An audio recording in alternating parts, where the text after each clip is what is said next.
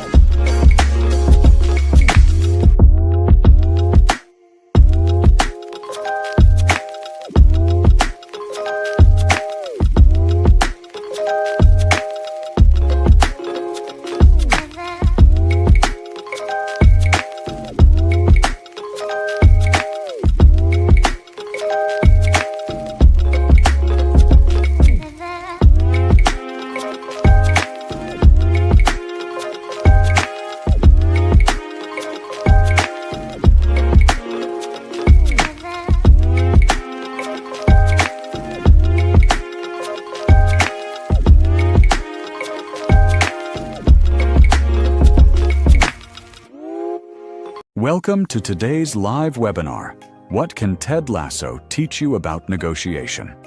This is not a fan event. It's a practical business session. Using selected clips from Ted Lasso, we'll explore what really happens in negotiations, how people build trust, misread intentions, protect their interests, and sometimes destroy value by focusing too much on winning. By the end of this session, you'll gain practical insights into seeing the negotiation behind the negotiation, building trust without losing leverage, and creating better outcomes.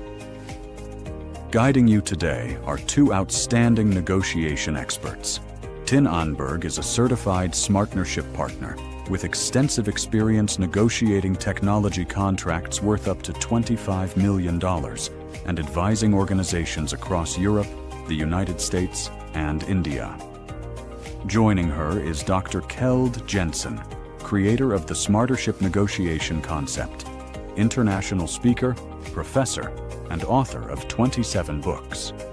His work has helped organizations including Rolls-Royce, Lego, Novo Nordisk, and governments around the world achieve stronger negotiation outcomes. This year, Dr. Jensen was recognized as the #2 global negotiation guru in the Global Gurus Top 30 Negotiation Professionals 2026, while the Smartnership organization was awarded Best Global Negotiation Training and Advisory Organization 2026, further reinforcing its position as a leading authority in modern negotiation, trust, and value creation. We're delighted you're here. Please participate, ask questions, and enjoy the session. Hi, Tina. How are you doing? Great seeing you here, and welcome to everybody. I know some people are wondering what on earth has Ted Lasso or any TV show to do with negotiation, but I can promise you that Tina and I have been running this session before live at a conference, and everybody agreed that it had a lot to do with negotiation. So I'm very excited, Tina, about this session because it's both entertaining and educational at the same time. Just before I get started, I have to shout out to Joshua Weiss. Joshua is one of my acknowledged colleagues here in the US, an expert in negotiation, and I advise everybody to follow him as well. And the reason I do this shout out is because Joshua is probably the biggest Ted Lasso super fan on the globe. And we did a session, I think, about a year, perhaps one and a half year ago about Ted Lasso as well. So you can probably find that online because there's a lot of educational stuff hidden in Ted Lasso. So, Tina, have you been watching Ted Lasso yourself? Yes, absolutely. And thank you so much for the warm welcome, Kjeld. I've been looking forward for this session the entire day here from Copenhagen, Denmark. And as you know, I was not a big Ted Lasso fan in the very beginning, as I had not even watched a single episode. And after you told me about it, the honest truth is that I have been binge watching the entire series from A to Z, and I absolutely love it. There is an enormous amount of relation to what we are doing with negotiations and understanding the behavior, the psychology, and as you introduced in the video, like understanding the negotiation behind the negotiation. So I'm thrilled to deep dive into it in today's session with some specific clips. For those of you who haven't watched Ted Lasso, my recommendation is first and foremost go watch it. It's on some streaming service somewhere. And for those of you who have watched it, obviously you know the show, and perhaps you haven't watched it through the glasses or the eyes of a negotiator. But there's so many hidden germs in there. There's so many hidden ideas how you can actually collaborate. And the actor Ted Lasso, the character is actually perfect in handling relationship with other people, despite a lot of people is actually trying to give him a throw ball up, trying to tackle him some way. So that's an amazing show and very educational as well. Tina and I brought along 3 clips today we're going to show you. And based on that, we're going to give you some feedback. And do ask any questions you may have live. You can just, if you're watching on LinkedIn, you can just type in, whether it's LinkedIn or YouTube, type in the question, and our assistant Bear will put it on the screen.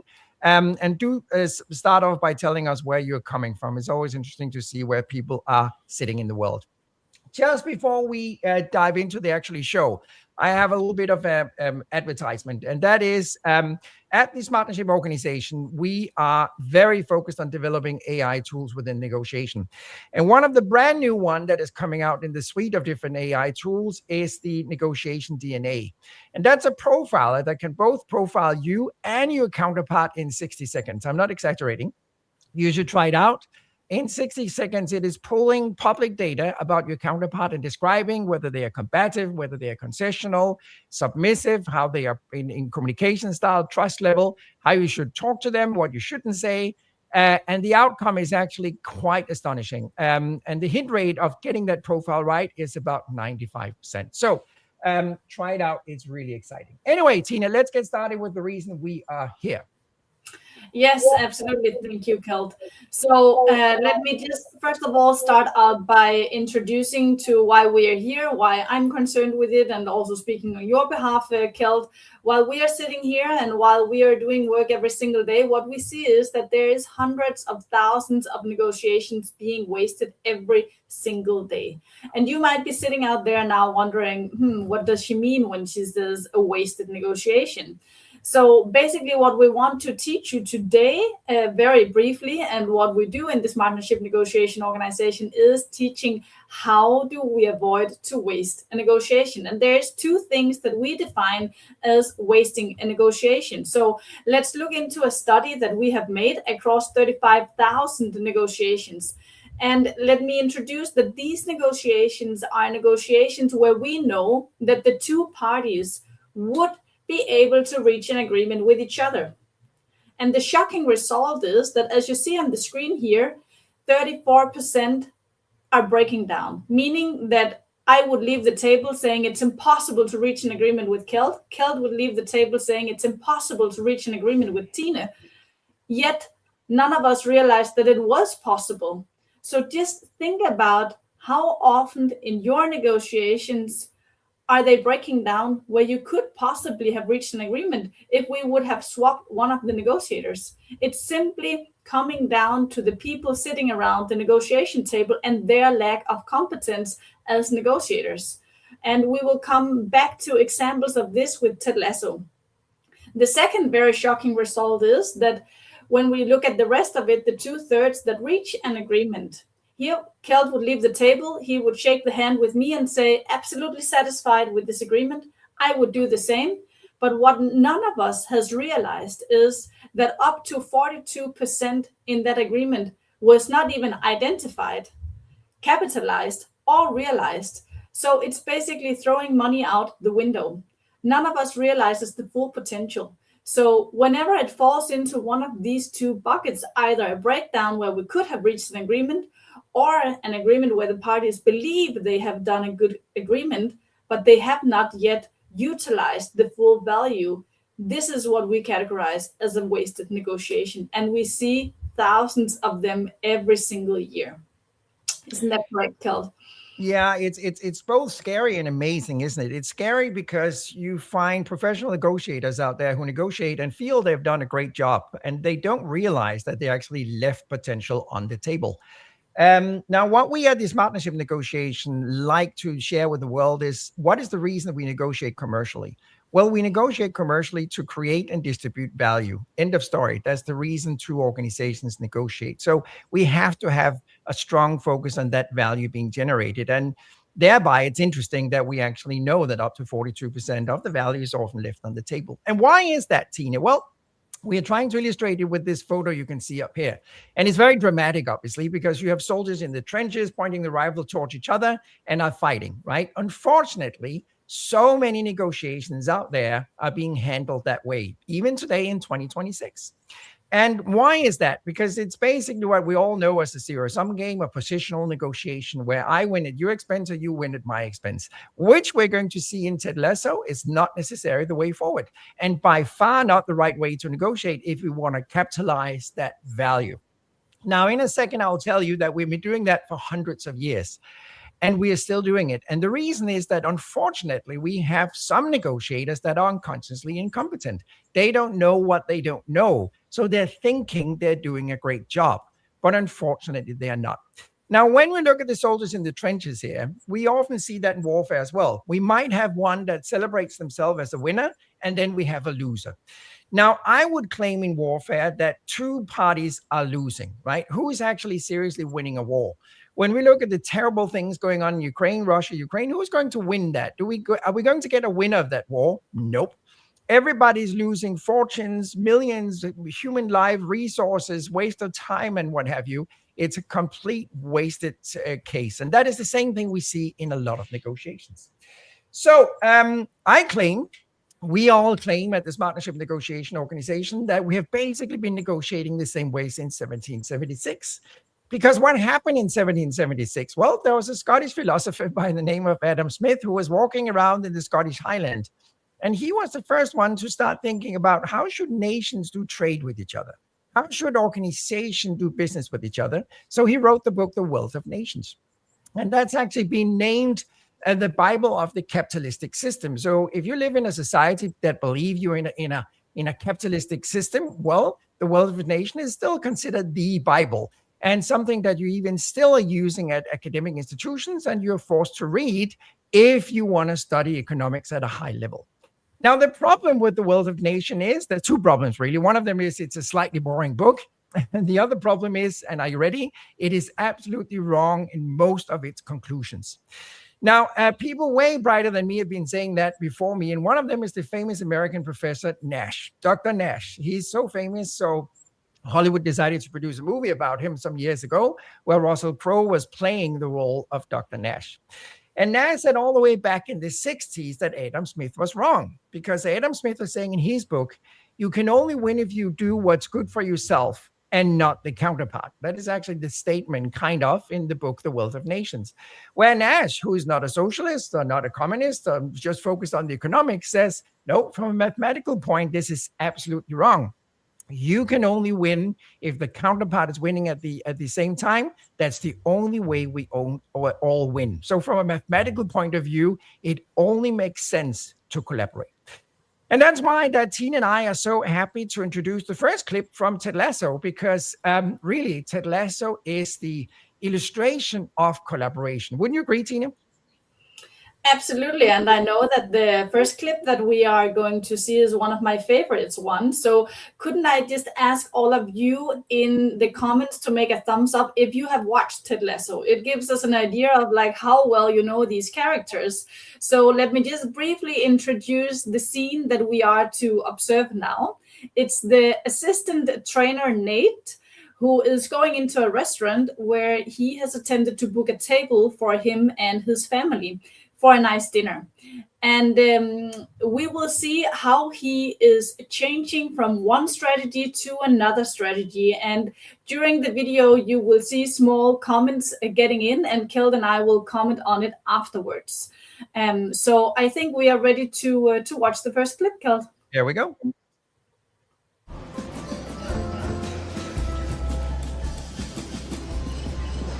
Hello. Shelley, party of three. Let's see, Shelley. No, my name. Sorry. Yes, that's correct. In fact, that's all our names. Up there. We're all Shelleys. A gaggle of Shelleys. Stop it, Lloyd. Forgive your father, my darling. He's been wanting to Saga kick all week. As you may remember, it's our 35th wedding anniversary. Jade. Of course. Right this way.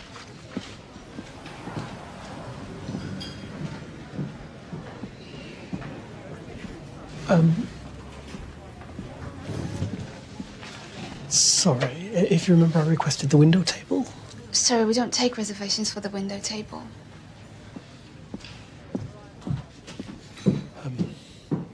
Excuse me, one moment.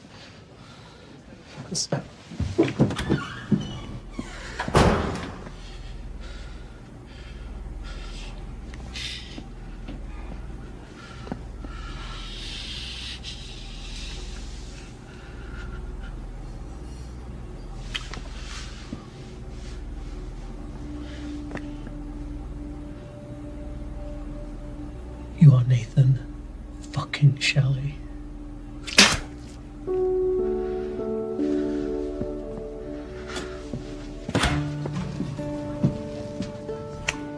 Be right back. Don't get too comfortable.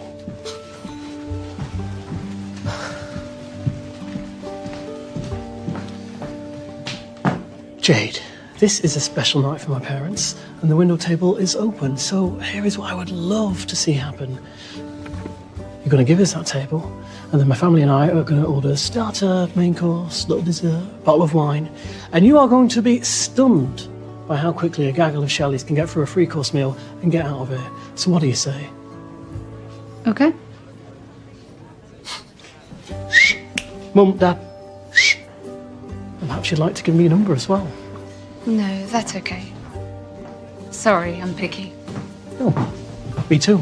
I'm not a dog.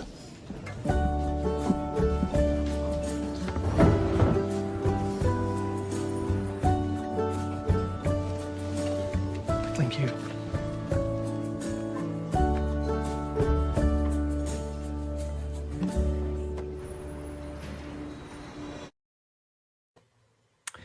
That was a lovely clip, wasn't it?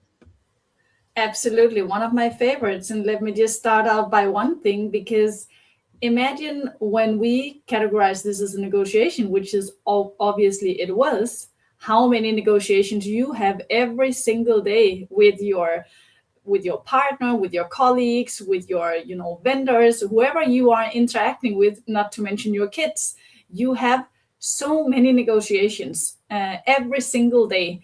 And let's just run through this one, what is basically happening in this session. So first of all, when he is entering to the restaurant and you see Nate standing between his parents, he's obviously under pressure, right? He wants to impress. And pressure can be a big disadvantage for us in a negotiation if we don't know how to handle it.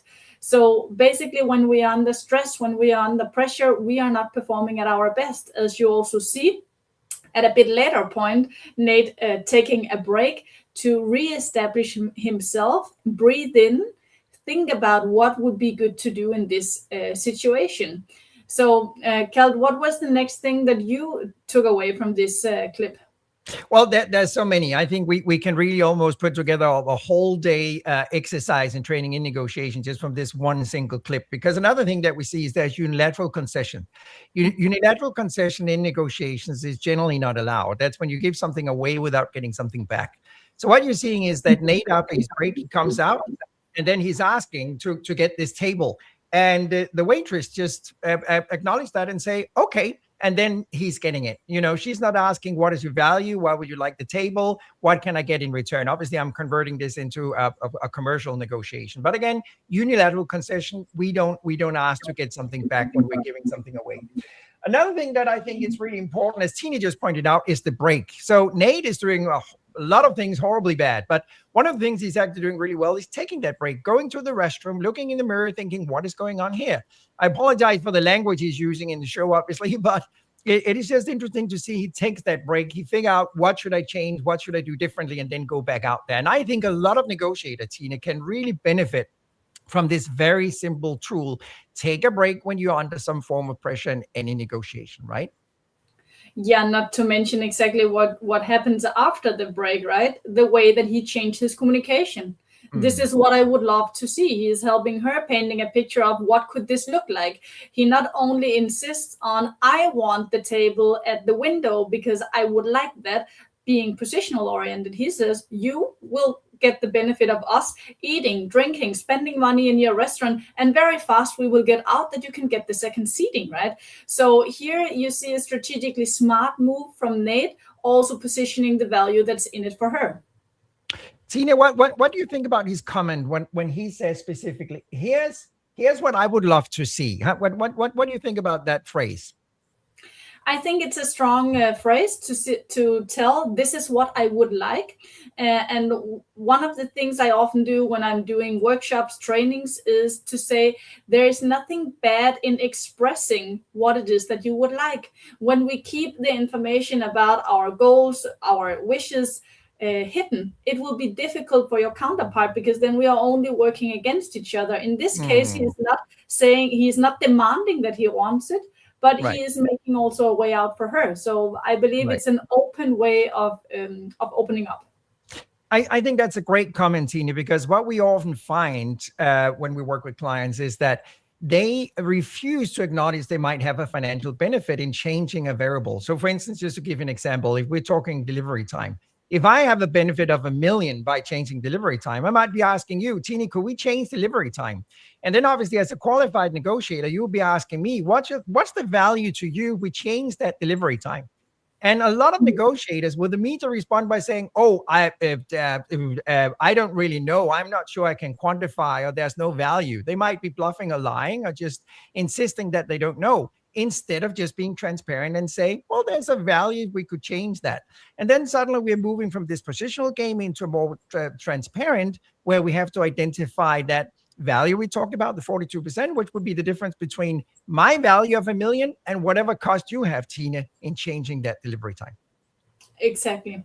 And it's a fine balance, right? Leading to one of the next things that he opens up. He has success with his first attempt, and then showing the overconfidence of also asking for her number, right? Yeah. Whereas I often say there is a fine balance between asking, openness, giving, taking, that you need to prepare as well. So I would say he is succeeding in some technical negotiation matters, and he is failing in other in this clip. Yes, that's true. I think there's another very educational point in this clip right here, and that is the negotiator at the table is rarely alone. What I mean by that is there's a back office that's negotiating with you as well. In this case, it's his dad who is very dominant. And as you can see, Nate is trying to gain the approval of his dad all the time. So that's basically the management behind the negotiator. And the negotiator may not have the full mandate. The negotiator may not really be the one negotiating. There might be standing a ghost behind that negotiator, in this case, the dad, that you have to negotiate with as well. So you as an opponent sitting on the other side of the table have to realize, who am I really negotiating with? Am I negotiating with Nate or his dad? Or if we convert it into commercial negotiation, am I negotiating with the individual across the table or his or her management? Absolutely great point, Kel, which also leads me to another fact, the mandate, right? As you mentioned, like, does he have the mandate? If he would not have been able to move the table, would the dad then have approached to do something, showing like here his superiorness towards Nate? So this we experience all the time. Imagine that you have negotiated a deal. You might think that you have made your best offer, and then the client says, oh, I need to take it by my CFO also. And then they will ask for an additional 2%. So that could be what would have happened in this case. I think it's a great point. Tina, we have the next clip that is a bit shorter than the first one. Would you like to introduce that? Yes, absolutely. We will see the clip where Ted Lasso is sitting in a restaurant together with the journalist Trench, and Trench has been trying for a long while to expose Ted Lasso. With I would say a high success rate many times, but it seems like he is trying to understand him a bit more, and that's what you will see in this clip where Kel, you introduced in the very beginning. What we can explicitly learn in Ted Lasso is how does the trainer Ted Lasso handle these situations. So when we see the clip now, please pay attention to whenever pressure is applied to Ted Lasso, how he chooses to respond and not respond.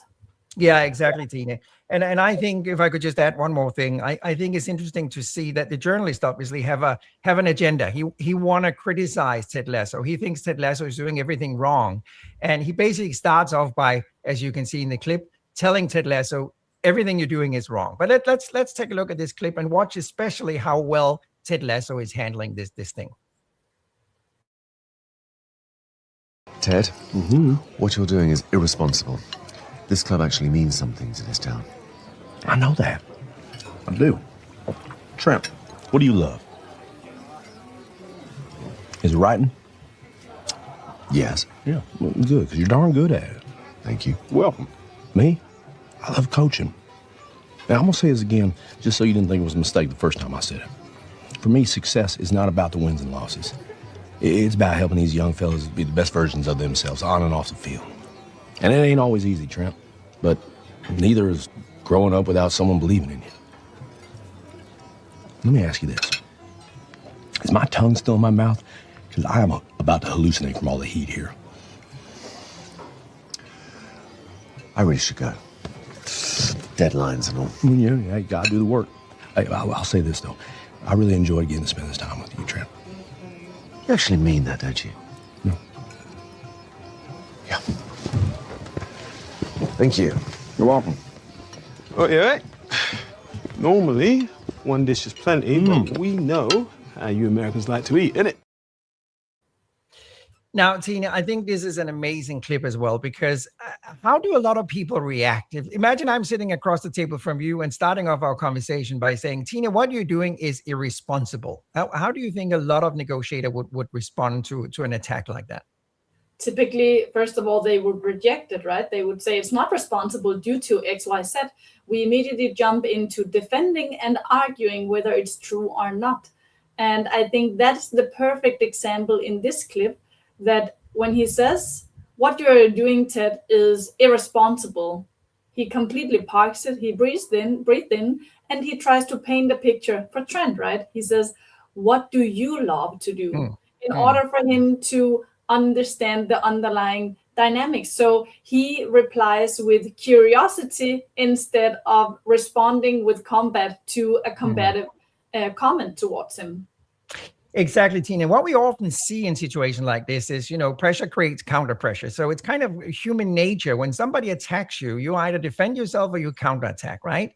Fight or flight. And that is typically what people are doing. And one of the many, many things I love about Ted Lasso as a character is that he is a master in basically avoiding all of that. He basically, as Tina was just pointing out, completely changed position and ask a counter question instead. What do you love? And we can see that the journalist being completely surprised, and it's a riddle. What is happening? Why are we talking about that? So I think that's an extreme takeaway. And I think it's easier said than done, Tina, isn't it? If you're sitting across a person who is attacking you or being combative or aggressive, it's easier said than done, not just responding to that behavior, right?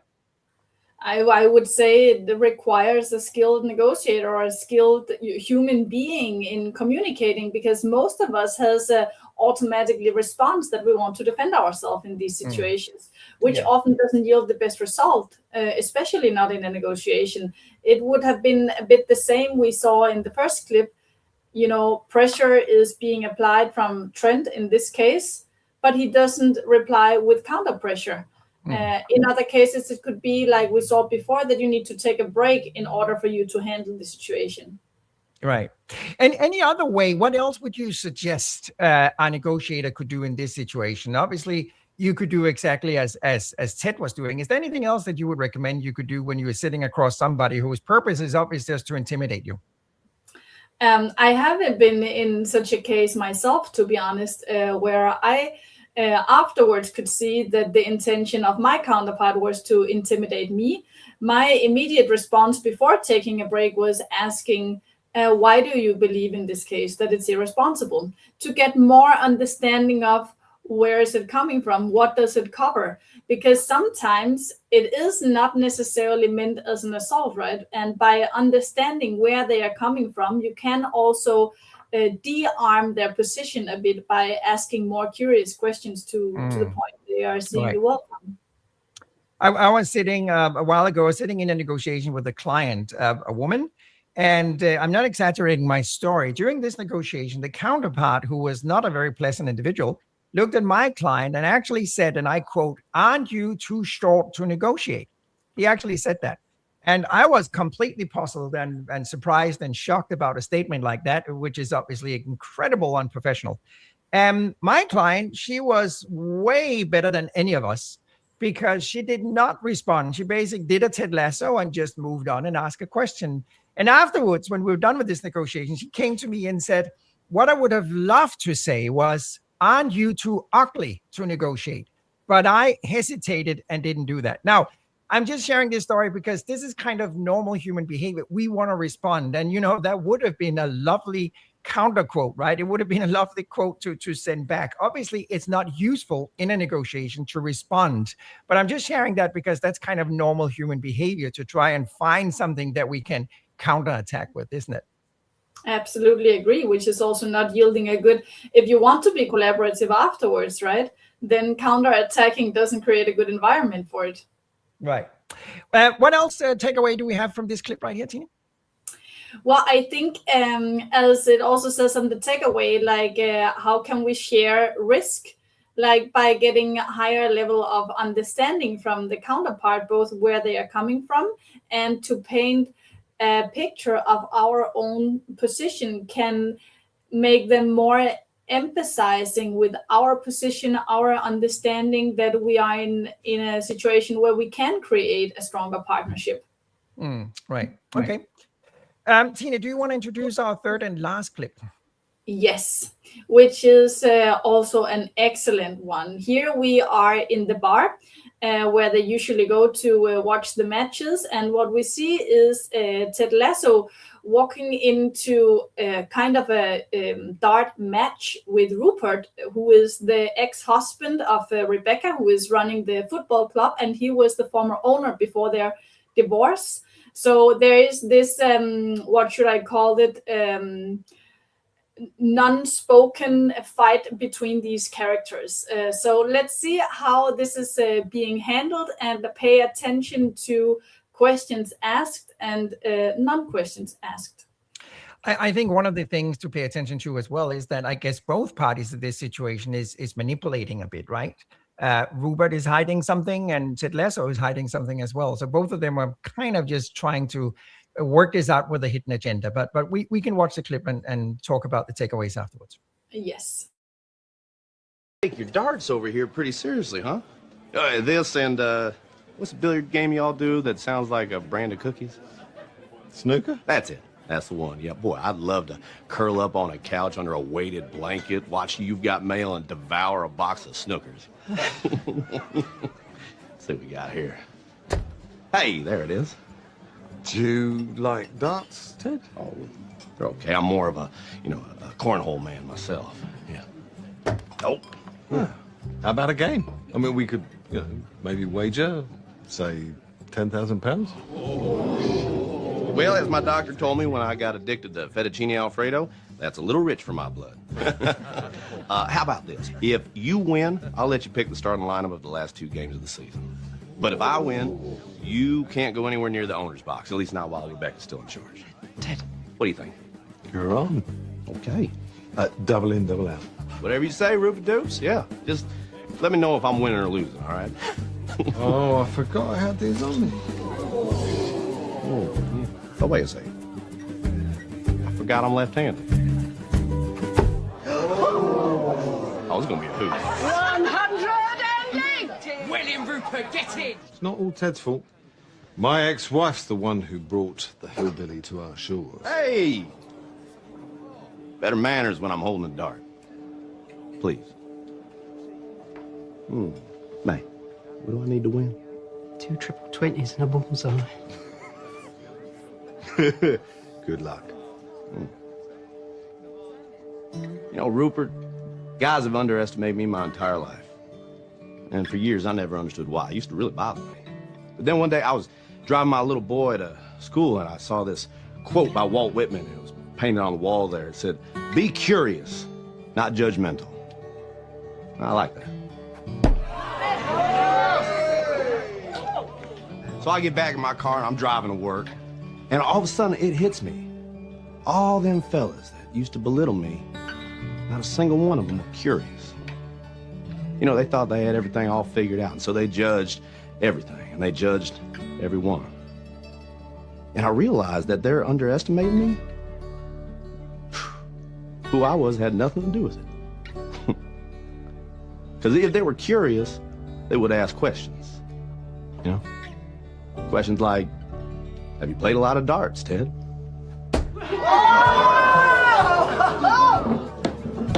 Which I would have answered, yes, sir. Every Sunday afternoon at a sports bar with my father from age 10 till I was 16 when he passed away.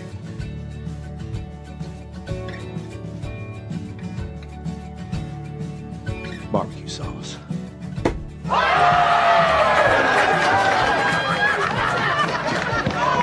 Good game, Ruben. Yeah, Tina, that's a lot of stuff packed in this clip as well. It is, and he even mentions part of it himself, right? I would have asked a question. Have you played a lot of darts? Yes, he has. So asking questions, which you know, Keld, is one of my favorites. Asking more questions to get more information, understanding your counterpart better. But I would say one thing explicitly also clear in this clip is overestimating your own position. Both parties believe that they have the highest leverage in this negotiation, which can be, you know, not at your advantage. In this case, not for Rupert, right? He is fairly sure that he's gonna win, and he puts high stakes on the line.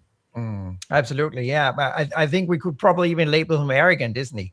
You know, he walks into this negotiation and I'm pretty sure that he's going to win regardless. And he completely forgets to really evaluate his counterpart and figuring out who he is. Back to our negotiation DNA profiler, it's really important to know your counterpart. What we're often telling our clients is before they step into a negotiation, you're not allowed to assume and you're not allowed to guess. And I think it's a general trend among human beings. Tina, I do it myself. We assume something, right? We assume that the counterpart can't play dart. We assume that since he's American, he's not been focusing on that. We assume that whatever.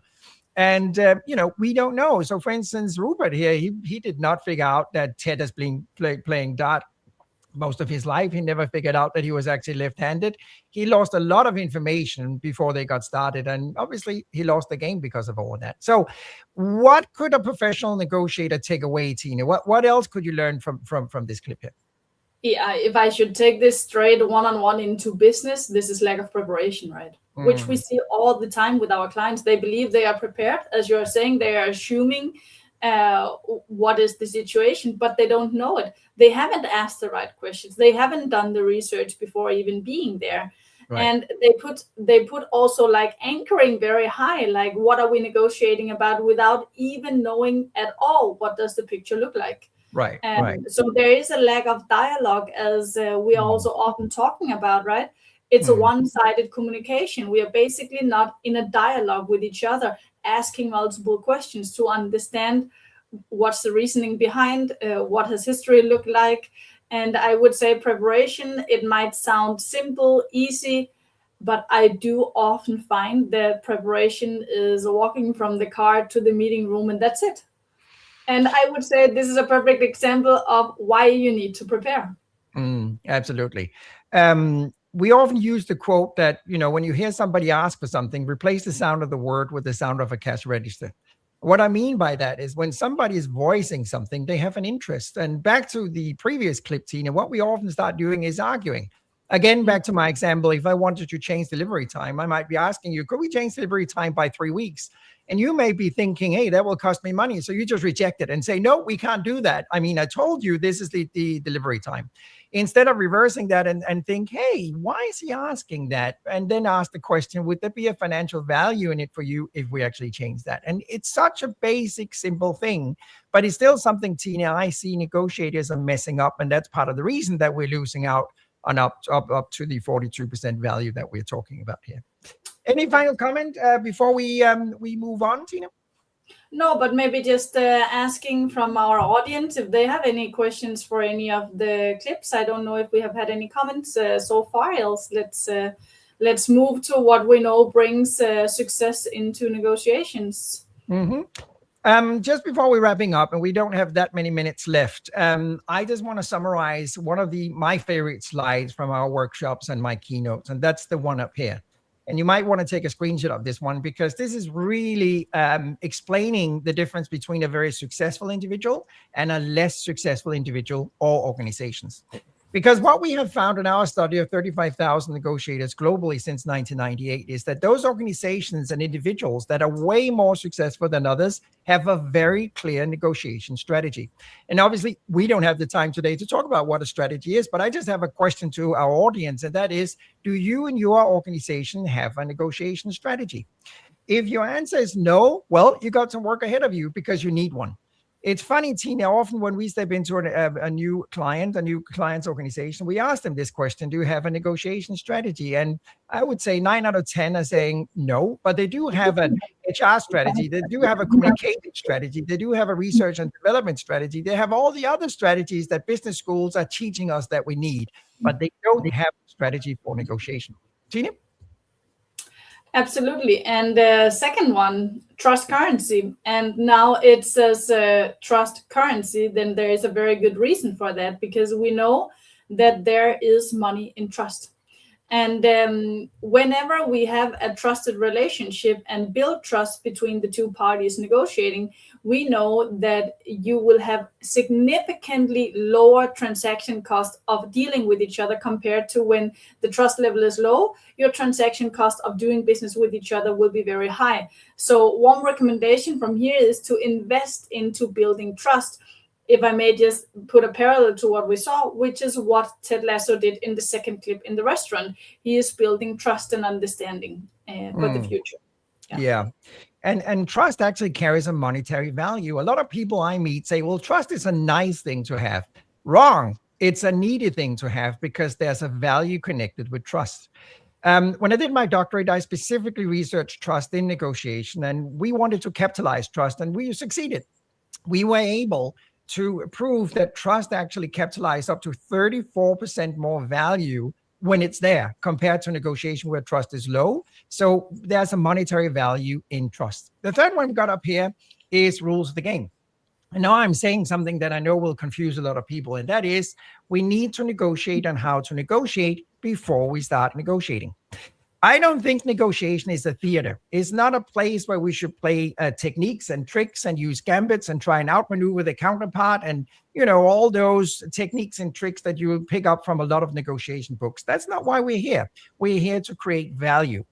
And obviously, people perceive negotiation very differently. You may see it, Tina, as playing tennis. I may see it as playing chess. So before we start playing this awkward game where we're playing two different games, we should sit down and actually spend time talking about how we want to negotiate. So that's the third thing we see in organizations that are way more successful than others. And Tina, do you want to wrap it up? Yes, absolutely. Negoeconomics, which is basically short for negotiation economics, and we refer to it as asymmetric value. So this is basically where we find asymmetric value between your benefit and my cost on a certain variable. And that's what we are looking into. It's a mathematical awarded model for how to find value up to 42% that I introduced by saying more value in the negotiation by looking into more variables. Let's, for example, take cost of capital. Kel's cost of capital might be 2%. Mine is 10%. So we have 8% in asymmetric value between us. In this case, it would be a great idea for Kel to give me a long line of credit since his cost of capital is the lowest compared to mine. And that is basically how we are helping plenty of organizations worldwide to make more profitable agreements for both the seller and the buyer. Our US partner, Jason Muric, he introduced me to this study a couple of years ago, and I have really fallen in love with this study. It's called the Ash Conformity Study. And very quickly, the way this one works, Tina, is that assuming you are a guinea pig invited into my laboratory, and you're the only one that doesn't know what is really happening because there are 19 other people in there before you. And you're sitting in one long line, but what you don't know is that those 19 people ahead of you are all hired actors. And they've been told to tell me when I ask them that the bar you can see to the left is identical in height to bar A. Now we can all see on the screen that it's probably B, right? It's not A. So Tina's just sitting there being innocent, don't know what's going on. And then I start with number one, guinea pig number one, research person number one. And the first one says A, the second one says A, the third one says A, the fourth one says A. Everybody's saying A all the way up to Tina. Now, what is scary, ladies and gentlemen, in this study was being conducted thousands of times around the world is there's an incredibly huge probability, that Tina will say, what do you think? A. She'll be sitting there watching this thinking, this is weird. Everybody's saying A, and I can see it's the same height as B. But when the majority is saying A, the probability of her saying A as well is above 80%. This is really scary, ladies and gentlemen, because it shows human behavior. So even though that the 19 people before Tina is wrong, she's still going along with the majority. And the reason that I start talking about this is perhaps we all negotiating the wrong way since 1776. But since the majority of doing it that way, we might be looking at the majority and thinking, oh, that's the way we are negotiating because that's the way everybody else is doing it. But let me just raise this warning and say, what if they're all wrong? What if the way that majority of people are conducting negotiation, their strategy and their approach to negotiation is simply misunderstood and they're not doing it the right way? So I would hope that some of you out there listening to us right now would be the brave one and decide to walk alone instead of walking with the crowd, because perhaps the crowd is walking in the wrong direction. What's your take on that, team? I completely agree. Like, we want to be similar to the rest of the group, right? But what we do see is that whenever somebody dares to be different, and for those of you who watch the entire Ted Lasso series, you will also see how he is succeeding and slowly impacting and inspiring others to take that approach as well. And that's basically what we are preaching in the trainings, that somebody needs to take the lead on how to change the way we are negotiating towards a more collaborative approach. Right. We're almost done. Last chance for any questions, any comments. The last thing I just want to share with you is another of our brand new AI tools. It's basically an avatar of me where you can ask questions and get an immediately feedback. It is loaded on all my books, research, knowledge about everything we're doing in this partnership organization. Try it out, take a screenshot, and the first question is absolutely on us. So just test it out. Wouldn't it be amazing having a negotiation expert just sitting there next to you 24/7? If any of you would like to, and are not already connected to Tina and I, you are very welcome to do so. Follow Tina. She is publishing great stuff every week.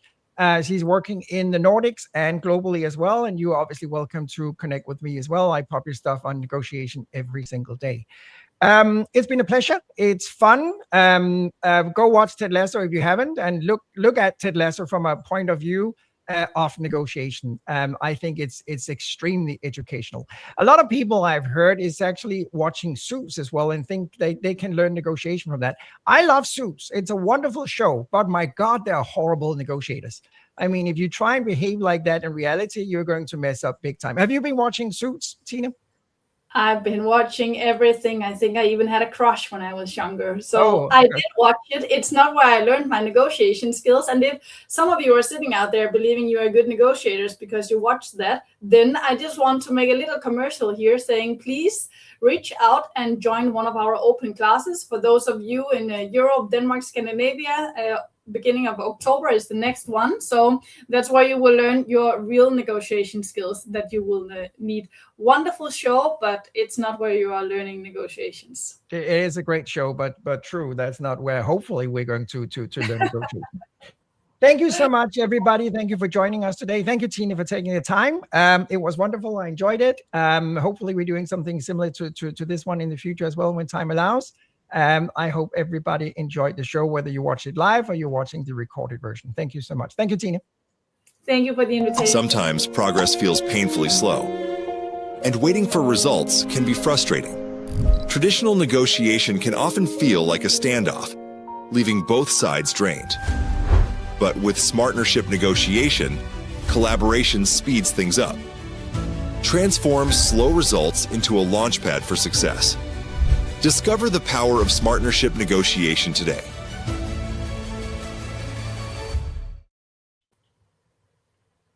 Sometimes progress feels painfully slow, and waiting for results can be frustrating. Traditional negotiation can often feel like a standoff, leaving both sides drained. But with partnership negotiation, collaboration speeds things up. Transform slow results into a launchpad for success. Discover the power of partnership negotiation today.